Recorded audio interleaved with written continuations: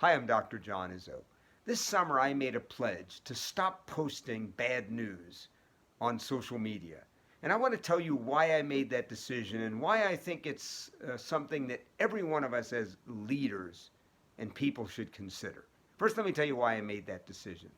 This summer, I found my social media feeds on Facebook, on Twitter, on LinkedIn simply inundated with bad news. Climate change accelerating, record temperatures in Alaska, melting ice caps in Greenland, elephants going extinct, plastic in the oceans, mass shootings, you name it, it was there.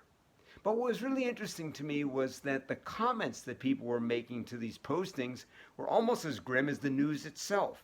In other words, rather than motivating us to do better, to step up to the challenges that we face, it turns out it seemed to almost paralyze us. And it got me to thinking about this, how I've learned this lesson so many times over the years, that if you want people to step up, spread the news of people stepping up. Now, before you tune me out, let me tell you why I think this is so important. And I'd like to begin with the sort of Change 101 lesson. It turns out human beings are pretty much herd creatures. If you tell human beings that other people are stepping up to do anything, good or bad, it turns out we're a lot more likely to do it. So when we post bad news, what happens is people go, well, look, no one else is doing anything about this. What can I possibly do, or why should I act?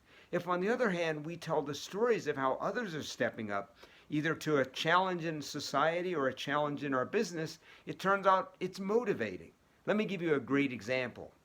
For many years, hotels have tried very hard to get us to reuse our towels and not have our sheets changed every day. All of us have seen those little signs in the bathrooms of hotels all over the world basically saying, hey, the environment's going to hell in a handbasket and you could help by doing this. Well, it turns out not many of us do it.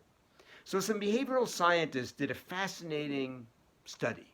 They made a change in a number of hotels, and what they did was they simply put a little sign in the bathroom that said this: 80% of the people who stay in this hotel choose not to have their towels or sheets changed every day in order to make a better planet.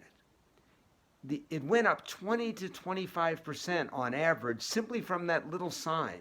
And it turns out when they changed it to a subtle, even deeper message, which was that 80% of the people who stay in this room made that decision, it went up another 10%. In other words, as soon as people thought that other people were stepping up, guess what? It motivated them.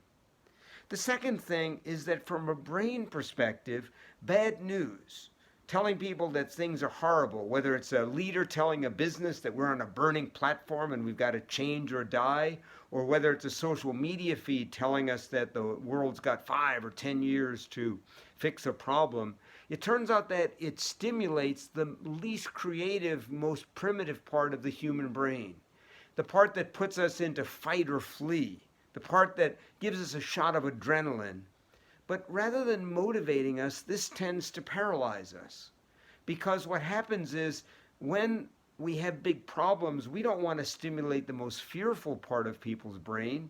We need them to be innovative. We need them to be creative. We need them to be motivated. And to do that, we've actually got to stimulate the higher functioning part of their brain that is often stimulated by inspiring stories or by what I call the burning ambition rather than the burning platform.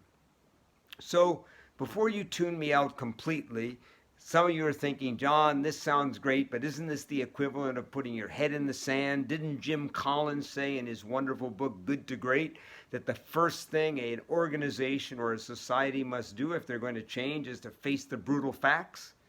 Well, you know what? Jim Collins was right. But, here's the thing.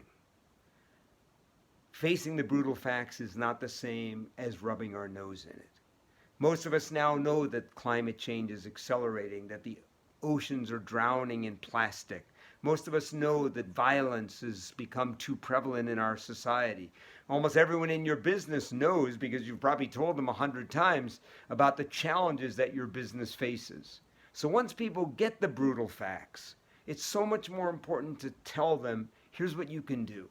to inspire them with stories of how other people are stepping up. So I hope you'll join me. Experiment as I have. Start posting good news. Start telling stories of people who are stepping up to the challenges, whether it's in your business or in society.